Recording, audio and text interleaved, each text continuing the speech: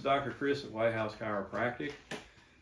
Today I want to talk to you about health or lack of health. And there's some really big handles that you can use to improve your health or to keep yourself healthy. And we're going to talk about one of them. I want to go over briefly at least 5 or 6 of the biggest ways to improve your health. And so you've heard of these ways. There's nothing magical, but there are some really neat magical ways to manage each of these and use them for your benefit for overall health and wellness and long quality of life. So first of all, I'm 60 years old, life happens, and I think we all know that at some point in our life our health is going to fail us, but we don't know necessarily how it's going to happen. But at some point, say, depends on who you are based on your overall health and condition, the bottom will drop out. And what I mean by the bottom dropping out is just one day you'll have just a complete loss of energy or a loss of desire to do anything. You won't have any strength or endurance. You may be somebody that falls down quite a bit, but I see this a lot. And then what will happen is this person will go into a downward spiral. Say they'll have a bad injury and then they have to do bed rest. And that really creates a lot of problem for some people because they lose a lot of muscle mass. And so in 3 weeks, somebody, depending on, their overall condition, they could lose, 50, 75% of their overall strength. And so I want to let you know that that can be prevented by just doing some simple things. So the first thing I want to talk to you about is exercise, and we'll spend most of our next 10 minutes, 15 minutes talking about exercise. But there's several others. The other one is nutrition or lack thereof. The other one is sleep or lack of sleep. Next is stress management, and then supplements followed by exercise. Now, all these things can use. Now, I'm not a medical doctor, but drugs are the last thing that you want to use to manage your health or quality of life. But let's just talk about exercise. Okay, so as we get older, probably, for most people after you're, 35 years old, maybe 40, you start to lose a lot of your muscle mass. Now, muscle mass is a metabolic marker of your metabolism. And so your body has to maintain and keep up muscle mass. It has to keep it in repair. In many cases, it has to help it grow or just to maintain it. And so if you've got good muscle mass, that's a sign of good metabolic activity. Not only that you got a good furnace. You can burn some fat or some carbohydrates, okay? So as we get older, we hit a slope and we start losing that muscle mass. And as you lose that muscle mass, you get older, it gets harder to get that mass back. If you have a traumatic event where you have say a stroke in the hospital and you have to go to the hospital or just any number of things, you're going to lose a lot of muscle mass. You're going to come out of that situation with a lot less energy and a lot less muscle mass and a poor quality of life. And so what you want to do is you want to try and maintain your muscle mass as much as possible. And so there's some real simple ways to do it. One way that I've started doing, I still do a lot of weightlifting and so forth, even though I'm 60, and I do all of it, but I'm kind of getting bored with it, and so I do walk, and so I've decided to do this thing. It's called rucking. It sounds funny, sounds like a dirty word. I don't know.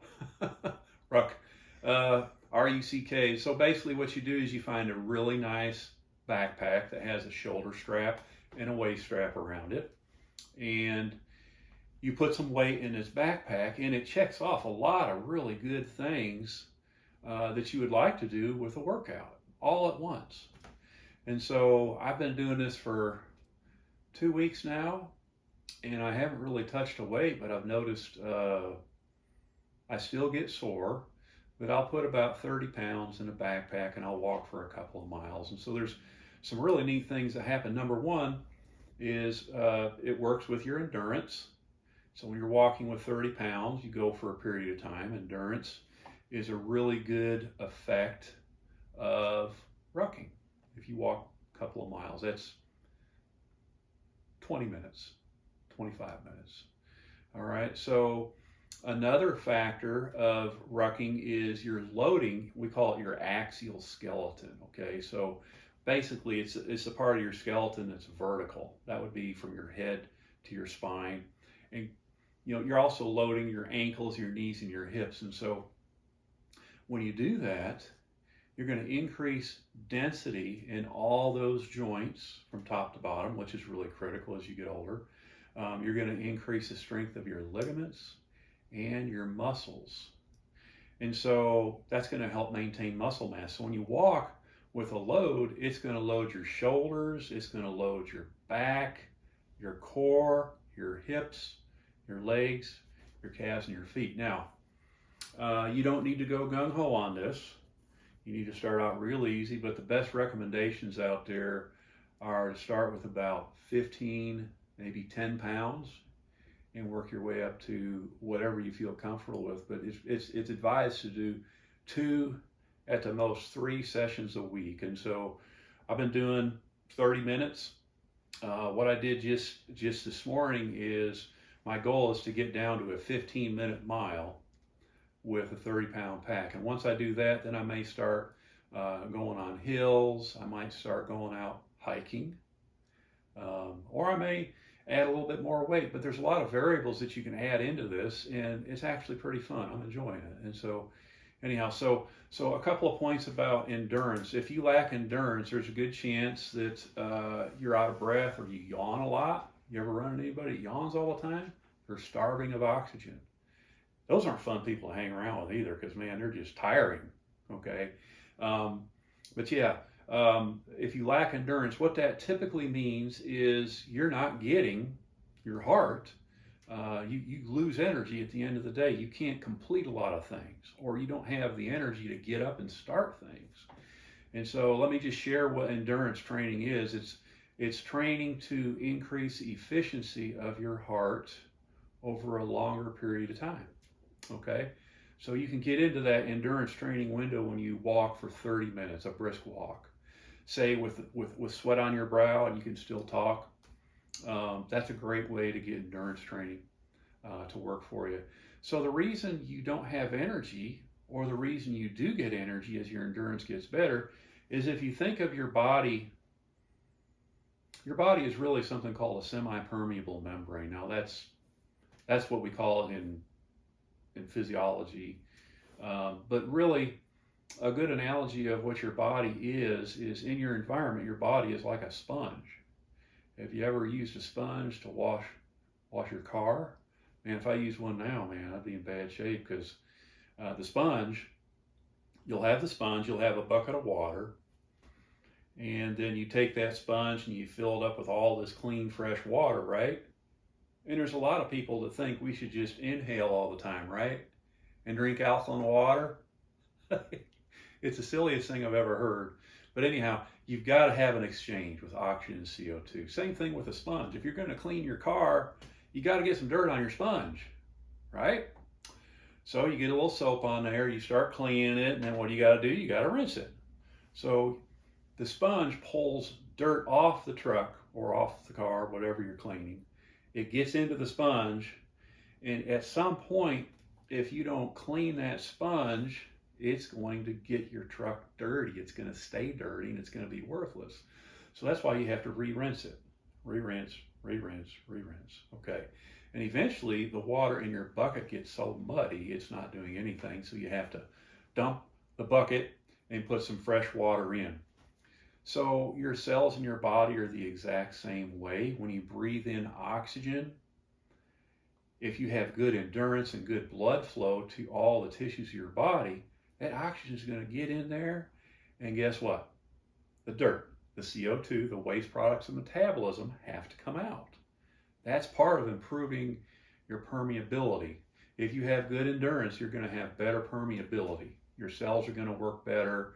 Your body's going to function better. You're going to have just be able to complete tasks. And so all I'm asking you to do is just walk 30 minutes a day for each week, and do it for the rest of your life. Does that sound crazy? I mean, if you want to have a good life and a long quality of life, exercise is one of the best things you can do.